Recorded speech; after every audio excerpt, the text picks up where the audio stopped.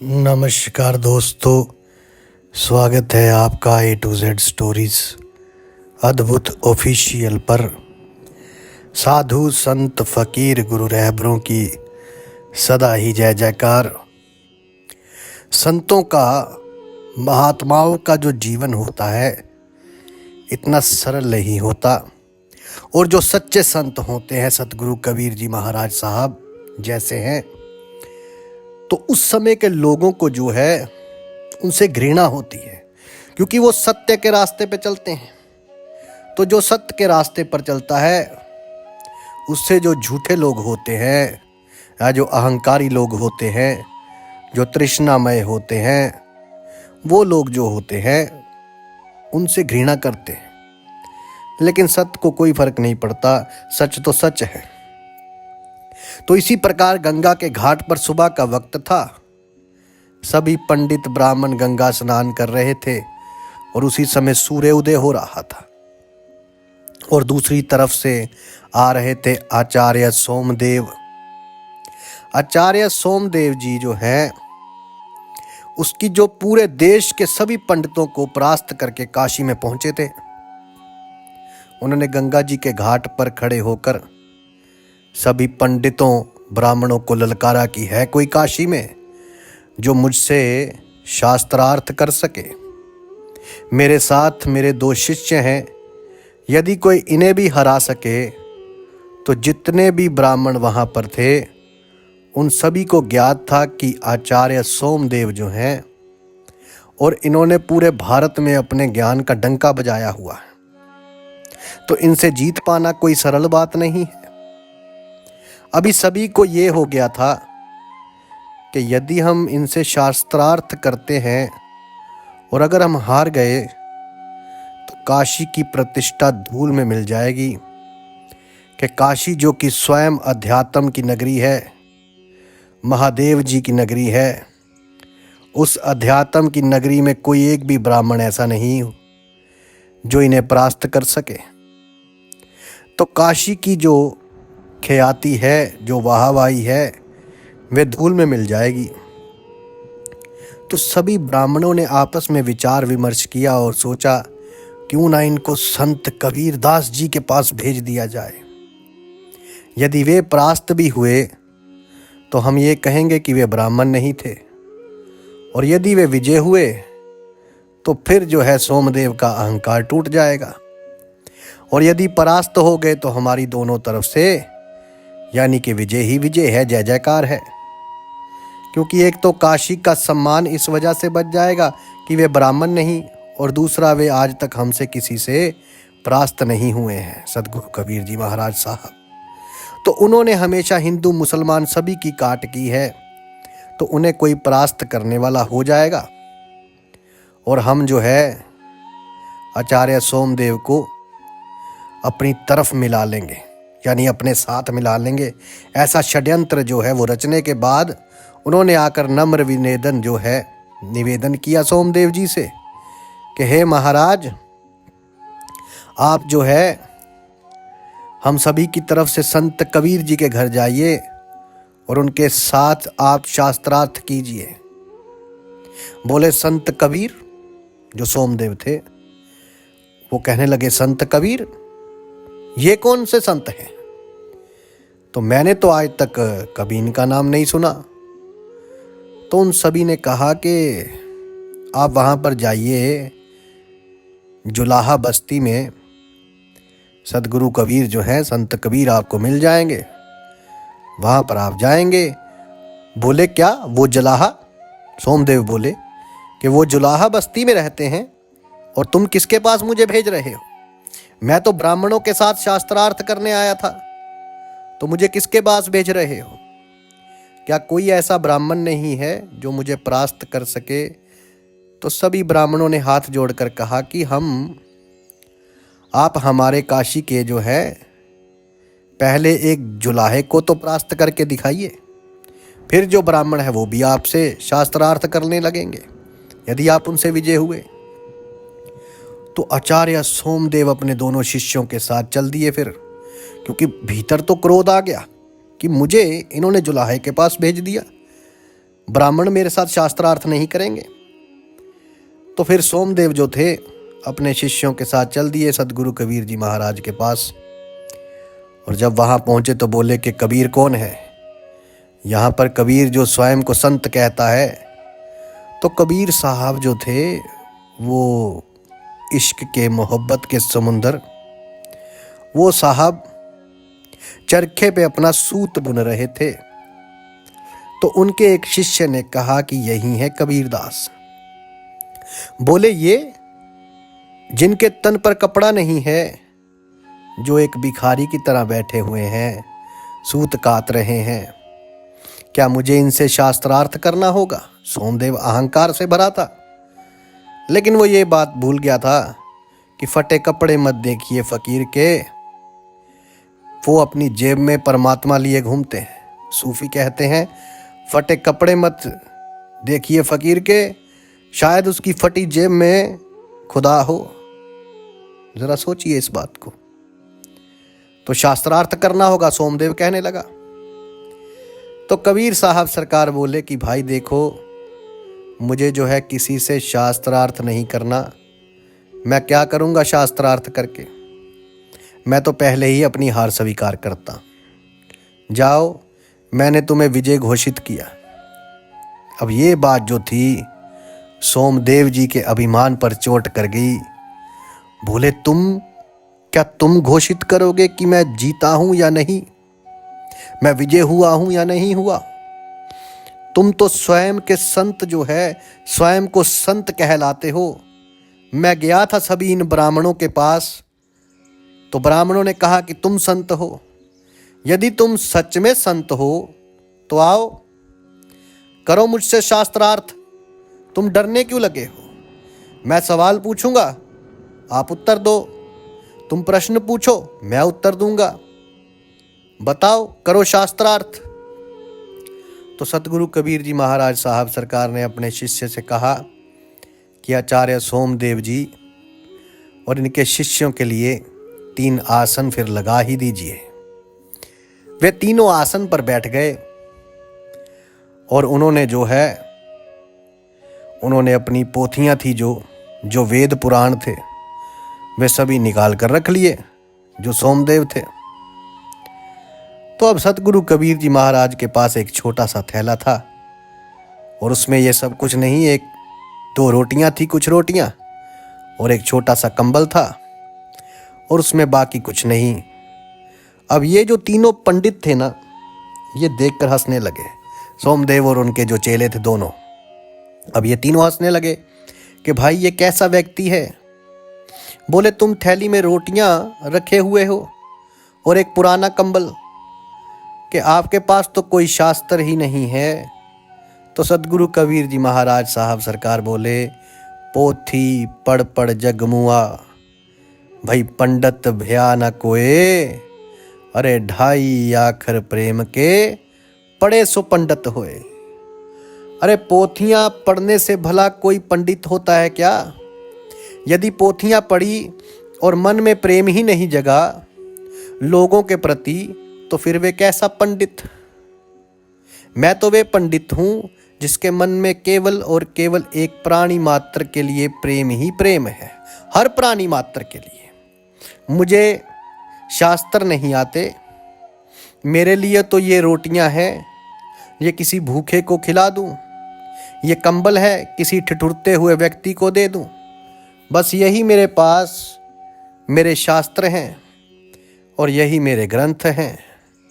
किसी दुखी को अगर मेरी बात सुनकर हंसी आ जाए, किसी की पीड़ा कम हो जाए, मेरे प्रेम के कारण कोई व्यक्ति अपना दुख भूल जाए, तो यही तो मेरे लिए असली शास्त्र से है और शास्त्र से भी बढ़कर हैं। तो इन तीनों ने कहा कि ये सब तो थोथी बातें हैं, इनमें भला क्या रखा है? हम जो प्रश्न पूछते हैं आप उसका उत्तर देकर दिखाओ। बताओ हमें कि किस प्रकार से ज्ञान घटता है, कैसे तेज घटता है, कैसे बुद्धि घटती है, कैसे प्रेम घटता है, कैसे मान घटता है, बताओ। यदि आप ज्ञानी हो, यदि तुम ज्ञानी हो, तुम स्वयं को संत कहते हो, बताओ, ये सामदेव जो है ये ऐसे संत कबीर जी से बात कर रहे हैं कि तुम स्वयं को संत कहते हो, तो बताओ। तो सदगुरु कबीर जी महाराज साहब सरकार कहते हैं, ज्ञान घटे नरमूढ़ की संगत, बुद्धि घटे चित्त विषय भरमाए, तेज घटे पर नार की संगत, बुद्धि घटे बहु भोजन खाए, प्रेम घटे नित ही कुछ मांगत, मान घटे नित पर घर जाए, कहे कबीर सुन रे मन मूरख, पाप घटे हरि के गुण गाए। कि ज्ञान घटता है जब हम किसी मूर्ख की संगत कर लेते हैं, तो उस वक्त हमारा जो है ज्ञान जो है वो घटता है। और जब हम विषय वासनाओं में जो है हमारा मन जो है फंसता है, ये जो हमारा चित्त है जब फंस जाता है विषय विकारों में, तो हमारी बुद्धि का जो है नाश होता है। और यदि हम किसी नारी की संगत, पर नारी की जो पराई है, उस नारी की संगत करते हैं, तो जो है तुम्हारा तेज घटता है, तुम्हारा बल क्षीण होगा। यदि अनेकों अनेक प्रकार के भोजन करते रहोगे जिसमें केवल जीव का स्वाद रहेगा, तो तुम्हारी बुद्धि विवेक घटेगा। और यदि किसी से बार बार कुछ मांगते रहोगे तो तुम्हारे प्रति उसके मन में प्रेम घट जाता है।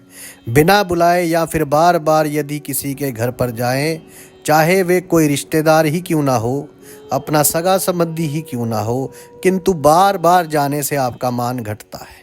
सतगुरु कबीर जी महाराज साहब कहते हैं कि हे मन मूर्ख, यदि पाप घटाना है तो केवल और केवल प्रभु के गुण गाओ, तभी तुम्हारा पाप घटेगा। तो उन तीनों ब्राह्मणों ने कहा कि बहुत बढ़िया, बहुत खूब, तुमने सही कहा है। अब ये बताओ कि वृद्धि कैसे होती है? अभी तक तो घटने की बताई, अब बढ़ेंगे कैसे ये भी बता दो। गुण कैसे बढ़ते हैं, अवगुण कैसे बढ़ते हैं? तो सतगुरु कबीर जी महाराज साहब कहते हैं कि ज्ञान बढ़े गुणवान की संगत, ध्यान बढ़े तपस्वी संग, कीनो मोह बढ़े परिवार की संगत, लोभ बढ़े धन में चित्त दीनो, क्रोध बढ़े नरमूढ़ की संगत, काम बढ़े तिरिया संग, कीनो बुद्धि विवेक विचार, बड़े जब संत सुसंगत, सज्जन कीनो। अर्थात ज्ञान जो है, ज्ञान बढ़ता है जब हम किसी गुणवान व्यक्ति की संगत करते हैं। और यदि किसी तपस्वी के संग में रहेंगे तो हमारा ध्यान बढ़ेगा। जैसे संग हम करेंगे उस संगत के आधार पर ही हमारे अवगुण या गुण जो है वो बढ़ते या घटते हैं।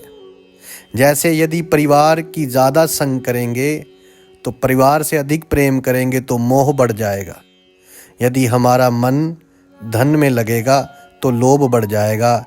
यदि किसी मूर्ख की संगत में रहेंगे तो क्या होगा? क्रोध बढ़ जाएगा। और यदि स्त्री के संग में रहेंगे, त्रिया के संग में, तो काम वासना बढ़ेगी।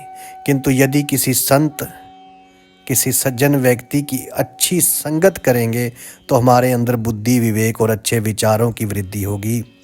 तो तीनों ही जो पंडित थे, जो ब्राह्मण थे, जो आचार्य सोमदेव और उनके दोनों शिष्य, वे ना चाहते हुए भी उनके भीतर से वाह वाह उठी और कहा कि साधु, आपने जो कहा बिल्कुल उत्तम कहा। ब्राह्मणों ने सही कहा था कि आप बेशक भेष से जो है एक जुलाए ज़रूर हैं, किंतु आपका जो ज्ञान है, हमने सोचा नहीं था कि आपको जो है शास्त्रों का ऐसा ज्ञान होगा। लेकिन ये तो बहुत आसान प्रश्न थे, हमारे सवाल जो थे बड़े आसान थे। अब हमें ये बताइए कि चारों युग हैं, और चारों जो युग हैं उनमें से जो धर्म है, ये धर्म के 4 स्तंभ हैं, और वे कौन से हैं, और किस किस स्तंभ के कारण कौन सा युग कहलाया है। और ये चारों युगों के जो अलग अलग समय है, ये समय किस प्रकार है।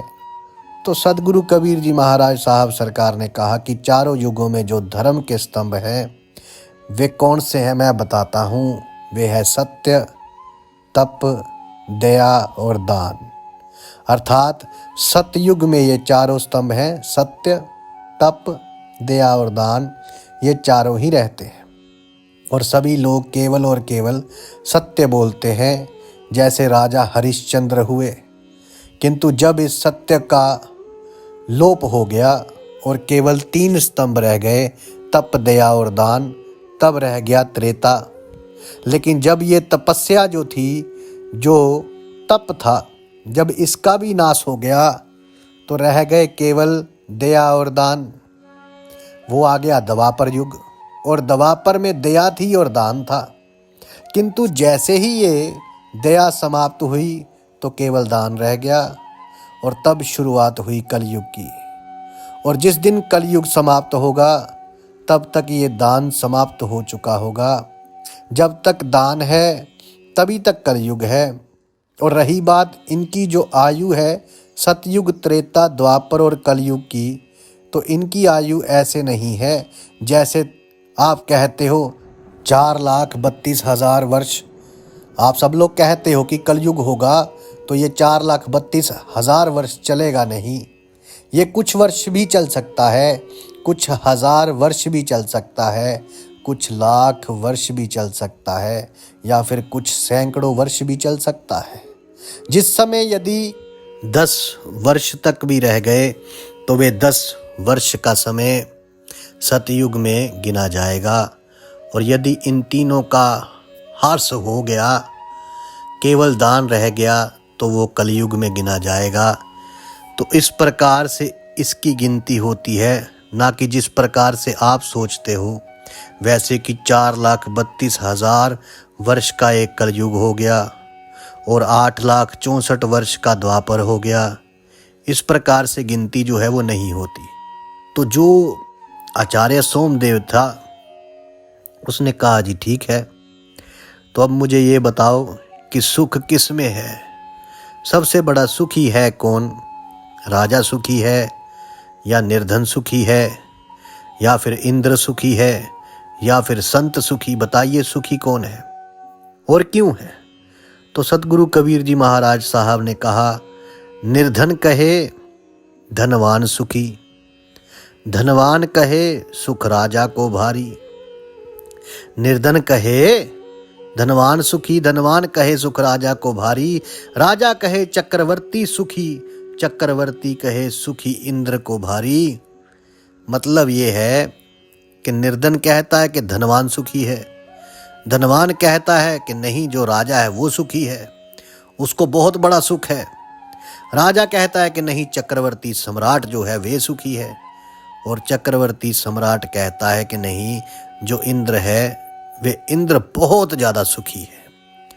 लेकिन क्या कहते हैं कि इंद्र कहे श्री राम को सुख, श्री राम कहे सुख संतों को भारी। संत कहे संतोष में सुख, संतोष बिना सब दुनिया दुखारी। कहने का भाव है कि इंद्र कहता है कि प्रभु श्री राम जो है वे सुखी हैं, प्रभु ही सुखी हैं। और प्रभु कहते हैं कि नहीं सबसे बड़ा सुख संतों के पास है, और संत कहते हैं कि नहीं संत भी दुखी हो सकता है, सुखी केवल वही है जो संतोषी है, क्योंकि जिसके पास संतोष नहीं वो दुखी ही दुखी है। तो इस दुनिया के पास यदि संतोष नहीं है तो ये जो सारी दुनिया एक दुख का सागर है। तो सुखी केवल संतोषी व्यक्ति है और कोई भी नहीं। तो आचार्य सोमदेव के जो शिष्य थे वे प्रशंसा कर उठे सतगुरु कबीर जी महाराज साहब सरकार की, और कहने लगे कि महाराज कुछ हमारे भी सवाल जवाब हैं, हमारे सवालों के भी कुछ जवाब दे दीजिए, उत्तर दे दीजिए। तो आचार्य सोमदेव ने अपने शिष्यों से कहा कि हाँ आप लोग भी पूछो। तो उन्होंने पूछा कि हे सतगुरु कबीर साहब जी, हमारे सवालों के जवाब दीजिए। हमारे 3 सवाल हैं। पहला सवाल, वे कौन सी चीज़ है जो दिखाई नहीं देती पर है हर जगह? दूसरा सवाल, ऐसा क्या है जो सब जानते हैं कि गलत है फिर भी सब करते हैं? और तीसरा सवाल है कि यदि सत्य को शब्दों में बांध दिया जाए तो वे क्या कहलाता है? तो अब जो सारे सज्जन थे वहां, सभी जो भक्तजन थे बैठे हुए थे वहां, पर जितने ब्राह्मण पंडित उस शास्त्रार्थ को सुन रहे थे उनके भीतर बिल्कुल सन्नाटा छा गया था, क्योंकि किसी को भी इस सवाल का जवाब नहीं पता था। सबको, किसी को नहीं पता था। तो कबीर साहब कहते हैं कि इनका उत्तर तो मैं दे सकता हूं, किंतु जो उत्तर है वे एक शर्त पर दूंगा कि मैं तुम्हें एक छोटी सी कहानी सुनाऊंगा। यदि कहानी तुम्हारे सवाल का जवाब ना दे सके तो मैं मान लूंगा कि मैं असफल रहा।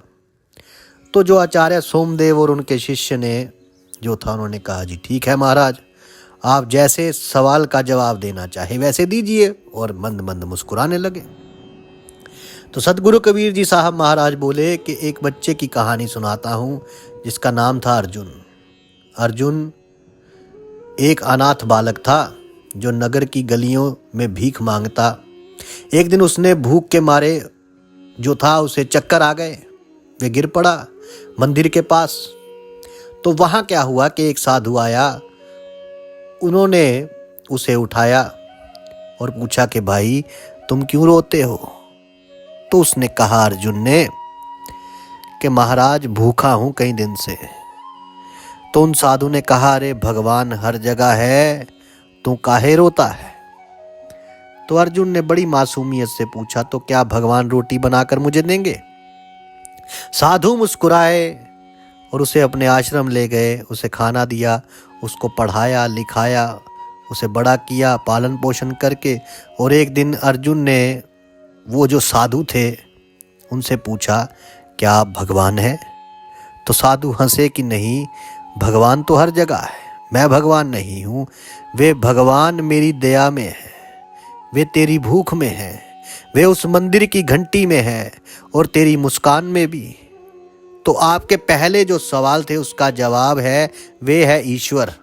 वे दिखाई नहीं देता पर हर जगह है, भावना में है, हवा में है, सत्य में है, सभी जगह है। तो जो शिष्य था वे आचार्य सोमदेव जी का, वे तो हो गया चुप, एकदम चुप, क्योंकि उसे अपने पहले सवाल का जो था उत्तर मिल गया था, पहले प्रश्न का। तो वे सोचने लगा बड़ी गहराई से, कहा कि ठीक है, तो अब आप दूसरे सवाल का जो है उत्तर दीजिए कि वे क्या है जिसे सब जानते हैं कि गलत है फिर भी सब करते हैं। तो सतगुरु कबीर जी महाराज जी ने कहा कि सुनो, हरिदास नाम का एक ईमानदार व्यापारी था। वह बड़ा ईमानदार था, किंतु घाटा उसे एक दिन हो गया अपने व्यापार में। उसने सोचा थोड़ा वजन कम तोल दूं तो क्या फर्क पड़ेगा, किसी को पता नहीं चलेगा। तो उसने झूठ बोलना जो है शुरू किया थोड़ा थोड़ा। और फिर एक दिन एक ग्राहक ने उसे पकड़ लिया। राजा ने उसे बुलवाया। हरिदास ने कहा कि मुझे पता था कि ये गलत है, पर मैं मजबूर हूं, मैं बिल्कुल मजबूर हो गया था, क्योंकि जो है मुझे व्यापार में जो है हानि हो रही थी। तो सतगुरु कबीर जी महाराज साहब सरकार बोले कि हम जानते हैं कि झूठ बोलना जो है वह गलत है, फिर भी झूठ बोलते हैं। देखिए, हम सबको मालूम है कि झूठ जो बोलना है वे गलत है, लेकिन फिर भी हम सब झूठ बोलते हैं। कभी अपने लिए झूठ बोलते हैं, कभी किसी को बचाने के लिए झूठ बोलते हैं, किसी न किसी वजह से सभी झूठ बोलते हैं। तो ये तुम्हारा दूसरा जो है सवाल का उत्तर है कि झूठ जो है सब जानते हैं ये गलत है, पर सब कभी ना कभी जरूर इसे कहते हैं। अब जो दूसरा शिष्य था उसने भी अपना सर झुका लिया। जवाब सीधा नहीं था, पर उसके सवाल से बहुत बड़ा था। अब जो तीसरा सवाल था कि यदि सत्य को शब्दों में बांध दिया जाए तो वे क्या कहलाता है, तो सतगुरु कबीर जी महाराज साहब सरकार बोलते हैं कि अब मैं तुम्हें आखिरी कहानी सुनाता हूं। एक कवि जो कि बड़ा ही निर्धन था, बीमार, अकेला, पर उसके शब्दों में आग थी। एक दिन उसकी एक रचना सम्राट ने सुनी और कहा कि क्या लिखता है तू? कवि ने कहा कि मैं सत्य को शब्दों में बदलता हूं ताकि झूठ जो है झूठ खुद को आईने में देख सके। सतगुरु कबीर जी महाराज साहब सरकार ने सबकी ओर देखा और कहा कि सत्य को जब शब्दों में बांधा जाता है तो वे बनती है कविता। कविता जो सत्य को सुंदर बनाकर समाज के सामने आ जाती है। तो वहां पर जितने भी वहां लोग बैठे थे, ब्राह्मण बैठे थे, सभी ने जो है तालियां बजाई। उनकी अपने आप तालियां बज उठी। सभी की निगाहों में अब सतगुरु कबीर जी साहब महाराज के ऊपर थी, क्योंकि वे जानते थे कि शायद अब ये आचार्य सोमदेव जी को जो है हरा सकते हैं। तब आचार्य सोमदेव जो है वो खड़े हुए और कहा कि वाह कबीर, मैंने दुनिया भर के विद्वानों से सवाल किए, किंतु आपके उत्तर सिर्फ जवाब नहीं थे, वे वास्तव में जिंदगी थी, जीवन थे। आपने मेरी चुनौती को जीत लिया। अब एक सवाल और है जो मैं चाहता हूं कि आप उसका भी जो है जवाब दें। तो सतगुरु कबीर जी महाराज साहब ने कहा कि ठीक है, बताओ भाई। तो आचार्य सोमदेव जी ने जो है और कठिन प्रश्न किया और पूछा कि किस प्रकार से व्यक्ति के बारे में आप जान सकते हैं बिना उससे कोई सवाल किए। यदि कोई व्यक्ति सो रहा है तो एक सोते हुए व्यक्ति के बारे में क्या बता सकते हैं कि ये व्यक्ति कैसा है।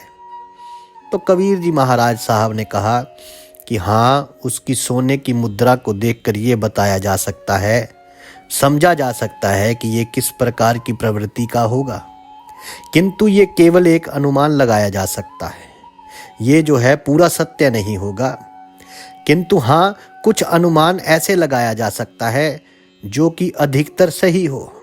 तो आचार्य सोमदेव ने कहा कि किस प्रकार से। कबीर साहब ने कहा, जो लोग उल्टा होकर सोते हैं, अर्थात पेट के बल सोते हैं, वे अधिकतर कामी और भोगी प्रवृत्ति के होते हैं, जो जीवन में सुख सुविधा की ओर आकर्षित होते हैं। ये समझने में मदद करता है कि कैसे हमारी छोटी छोटी जो आदतें हैं हमारे स्वभाव को दर्शाती हैं। जो लोग सीधा सोने वाले होते हैं वे साहसी और आत्मविश्वासी होते हैं। वे आत्मविश्वास के साथ आगे बढ़ते हैं। उनके लिए जीवन संघर्षपूर्ण होता है, जिससे संकेत मिलता है कि उनकी दृढ़ता और तपस्या उन्हें सफलता दिलाने में मदद करती है। और ये दर्शाता है कि आत्मविश्वास के साथ साथ चुनौतियों का भी सामना करना बहुत आवश्यक होता है। अब तीसरी चीज़ ज़रा ध्यान से सुनिए, गौर से सुनिए। यदि कोई व्यक्ति सीधे हाथ की करवट लेकर सोता है, सीधे हाथ की तरफ सोता है, सीधी करवट में, तो ऐसे व्यक्ति प्राय बेचैन रहते हैं और किसी न किसी रोग से ग्रसित रहते हैं। खासकर श्वास के रोग हैं और ये स्वास्थ्य संबंधी एक चेतावनी भी है। किसी के सोने की मुद्रा हमारे शरीर जो शारीरिक स्वास्थ्य है उससे जुड़ी होती है। इसके विपरीत जो व्यक्ति बाएं हाथ की तरफ सोता है, अर्थात बाईं करवट सोता है, ऐसे लोग निरोगी होते हैं, मानसिक रूप से संतुलित होते हैं। तो सही मुद्रा हमारे जो स्वास्थ्य के लिए है वे बाईं करवट है। हमें बाईं करवट सोना चाहिए, क्योंकि ऐसे लोग खुशहाल होते हैं। ऐसे लोग अपने जीवन में संतुष्ट, प्रसन्नचित और अपने कार्यों को अच्छी तरीके से करने वाले होते हैं। जब काशी के पंडित जो थे उन्होंने ये सब देखा कि सतगुरु कबीर जी महाराज साहब जो हैं वे विजय हो रहे हैं, सभी प्रश्नों के उत्तर दे रहे हैं आचार्य सोमदेव के और उनके शिष्यों के, तो उनको एक मौका मिला कि वे आचार्य सोमदेव जो हैं तो इन्हें हरा नहीं पाए। क्यों ना हम भी अपनी तरफ से ज़रा कुछ सवाल पूछ लें, हो सकता है ये उसी में उलझ जाएं। तो उनमें से जो सभी पंडितों ने जो है आचार्य थे वे आगे आते हैं, जो सभी पंडितों के आचार्य थे, और प्रश्न करते हैं कि हे कबीर, तुम और आचार्य सोमदेव और इनके सभी शिष्य, क्यों ना एक निष्पक्ष प्रतियोगिता हो जाए, एक निष्पक्ष शास्त्रार्थ हो जिसमें हम आपसे सवाल पूछें और आप उनके उत्तर दीजिए। सतगुरु कबीर जी महाराज साहब ने कहा कि मुझे कोई शास्त्रार्थ नहीं करना, यदि अगर कोई ज्ञान चर्चा करना चाहता है, किसी कुछ जानना है किसी को, तो वो मैं बताने के लिए अवश्य उपलब्ध हूँ। तो उन्होंने कहा कि ठीक है, तो फिर आप यही समझ लीजिए, बताइए धर्म का पहला गुण क्या है। तो जो पंडित जी के पहले शिष्य थे, उन्होंने कहा कि धर्म का पहला गुण है वैदिक ज्ञान। दूसरे शिष्य ने कहा कि नियमित पूजा, हवन और यज्ञ। और आचार्य सोमदेव ने कहा, उन्होंने कहा कि त्याग, तपस्या और संयम, यह धर्म का पहला गुण है। सदगुरु कबीर जी महाराज साहब मुस्कुराकर जवाब देने लगे कि धर्म का पहला गुण है दया।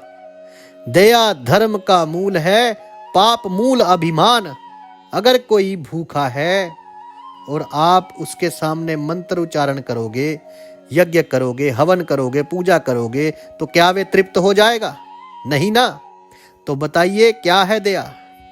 क्या धर्म का ये पहला गुण नहीं है? तो जिन ब्राह्मण श्रेष्ठ ने, आचार्य श्रेष्ठ ने ये बात पूछी थी, वे कहीं कि हाँ आप सत्य कहते हैं, दया ही धर्म का पहला गुण है। अब दूसरा सवाल, पवित्रता किसे कहते हैं? तो जो आचार्य सोमदेव थे, उनके जो शिष्य थे, वे बोले, एक ने कहा गंगा स्नान, दूसरे ने कहा शुद्ध भोजन और तीसरे ने कहा, अर्थात जो आचार्य सोमदेव थे, उन्होंने कहा कि केवल सात्विक व्रत रखना ही पवित्रता है। किंतु अब यहाँ हमारे कबीर साहब का जो है, उनका जवाब सुनिए। कबीर साहब ने खड़े होकर कहा कि एक बार एक व्यक्ति रोज गंगा नहाता था, जनेऊ पहनता था, मंदिर जाता था। एक दिन उसे एक गरीब बच्ची मिली जो भूख से तड़प रही थी। उसने कहा कि मुझे कुछ भोजन दे दीजिए, जो आप प्रसाद लेकर जा रहे हैं वे ही दे दीजिए, मुझे बड़ी भूख लगी है, कई दिनों से भूखी हूँ। लेकिन उन्होंने कहा कि मैं पूजा करने जा रहा, अभी तुम्हारे लिए समय नहीं है, आने के बाद मैं तुम्हें प्रसाद अवश्य दूंगा। जब तक वे आए तब तक वे जो बच्ची थी भूख से मर गई। अब आप ही बताओ, वे व्यक्ति पवित्र था या पापी? वो गंगा स्नान भी करता था, जनेऊ भी पहनता था, मंदिर भी रोज जाता था, लेकिन वो क्या कहलाएगा? वे पवित्र आदमी कहलाएगा या पापी कहलाएगा? तो जितने भी लोग थे, सबके बीच में एक जो थी, चुप छा गई, मौन छा गया। पंडितों के चेहरे जो थे फीके पड़ गए। सदगुरु कबीर जी महाराज साहब सरकार ने कहा, पवित्रता जो है वो शुद्ध हृदय से होती है, ना कि शुद्ध जल से।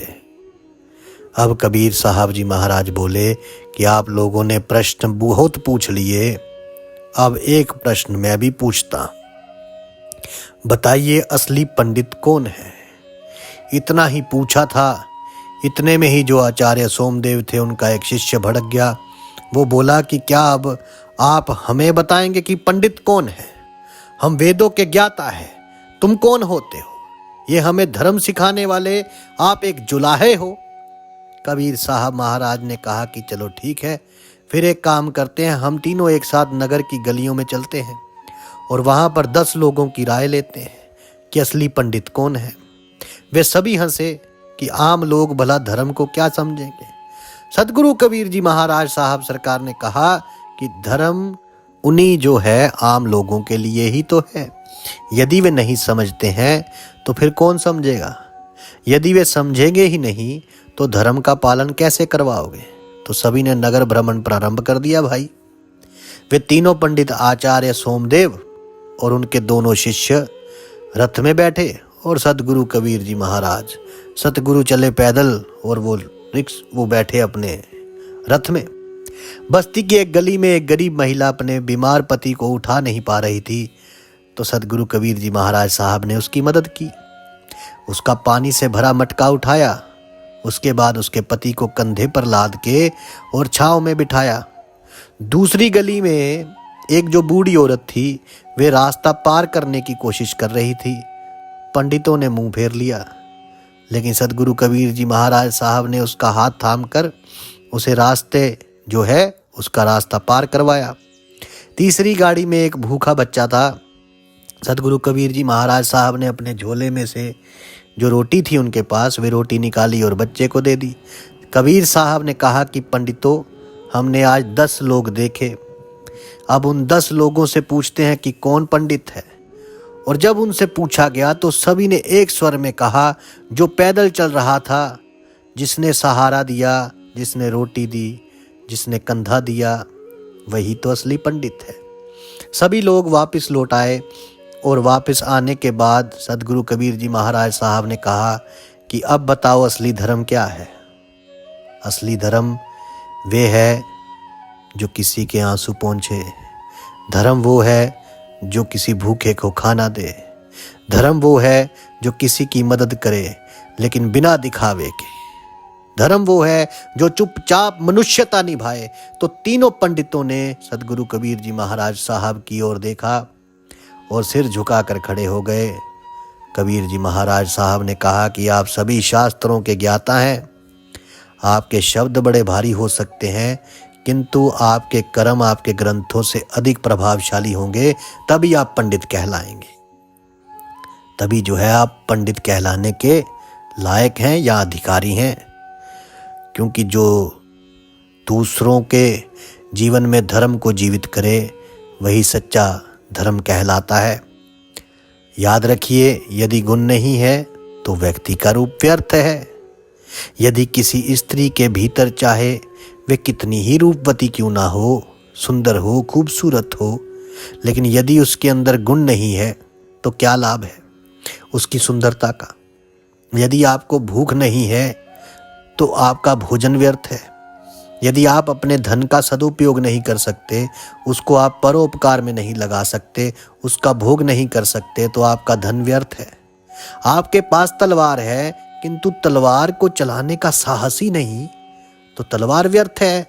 यदि परोपकार नहीं तो मनुष्य जीवन व्यर्थ है। यदि श्रद्धा नहीं तो पूजा व्यर्थ है।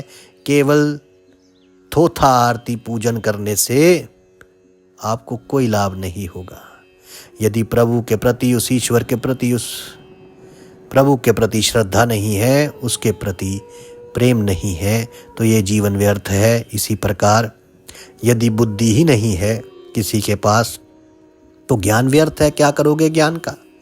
और यदि विनम्रता नहीं तो आपकी विद्या व्यर्थ, क्योंकि विद्या तो वे होती है जो विनम्रता प्रदान करे। और यदि सच कहूँ तो मुझे आप लोगों के ऊपर दया आ रही है। आप शास्त्रार्थ करने आए थे, अपने अहंकार को उसकी जो है तृप्ति के लिए, अपने अहंकार के पोषण के लिए आए थे। मुझे आपके ऊपर कोई क्रोध नहीं आ रहा, गुस्सा तो बिल्कुल नहीं आ रहा। मुझे दया आ रही है आप पे, क्योंकि एक अहंकारी व्यक्ति से बड़ा मूर्ख इस पूरी दुनिया में और कोई है ही नहीं। ज्ञान और अहंकार दोनों एक साथ नहीं रह सकते, क्योंकि तुम्हारे पास जो ज्ञान है वे तुम्हारे अहंकार के आते ही वे क्षीण हो जाता है। फिर आपके पास केवल जो है थोथी जानकारी रह जाती है। आपके भीतर अनुभव का ज्ञान नहीं रहता, क्योंकि फील ही नहीं जब किया जाए, उसको महसूस ही नहीं किया जाए, तो कैसे आपको पता चलेगा कि क्या सत्य है क्या नहीं। और अधूरा ज्ञान वो हमेशा थोथा बजता है। जैसे थोथा चना बाजे घना, अध जल गगरी छलकत जाए, इसी प्रकार जो अधूरा ज्ञान होता है वे बजता जाता है। जो सच्चा ज्ञानी होता है वे किसी को ललकारता नहीं। ज्ञानी से कहिए कहा कहत, कबीर लजाए और अंधे आगे नाचते, कला अकारथ जाए। मैं ज्ञानी को किसी को कुछ नहीं कहता हूँ, क्योंकि आज जो स्वयं ज्ञानी है उसे सब कुछ पता है, उसे कहकर लाभ क्या है। और जो मूर्ख व्यक्ति है उसको कहने से कोई लाभ नहीं, क्योंकि वे समझना ही नहीं चाहता। तो इसलिए व्यक्ति को मौन रहना चाहिए, अपने ज्ञान का प्रदर्शन नहीं करना चाहिए। हमेशा नम्र बनो, विनम्र बनो। यदि उसकी रहमत पाना चाहते हो तो नम्र बनो, क्योंकि वो नीवों को ही मिलता है। क्योंकि जो खाली घड़े होते हैं केवल वही भरे जा सकते हैं, लेकिन जिनका घड़ा पहले से ही अहंकार से भरा हो उसमें भला बताए कोई क्या भर सकता है। तो इसलिए सभी के साथ प्रेम करो और सभी के साथ विनम्र रहो, नम्र रहो। सभी जो है उनके साथ बिल्कुल विनम्रता से बात कीजिए। वो कहते हैं ना, रहमन इस संसार में सबसे मिलिए धाए, ना जाने किस भेष में नारायण मिल जाए। तो सदगुरु कबीर जी महाराज कहते हैं, आप तभी सच्चे ज्ञानी कहलाएंगे। सदगुरु कबीर साहब की ये बात सुनकर आचार्य सोमदेव और उनके जो दोनों शिष्य थे उनके चरणों में झुक जाते हैं और कहते हैं आप वास्तव में ही सत्य संत है, सच्चे संत हैं, क्योंकि कोई संत ही ऐसा ज्ञान रख सकता है। हम जैसे जो अहंकारी व्यक्ति हैं उनकी आंखें केवल संत ही खोल सकते हैं। केवल संत ही हैं जिनके मार्गदर्शन से हमारे जैसे अहंकारी भी, हमारे जैसे पतित भी पार हो सकते हैं।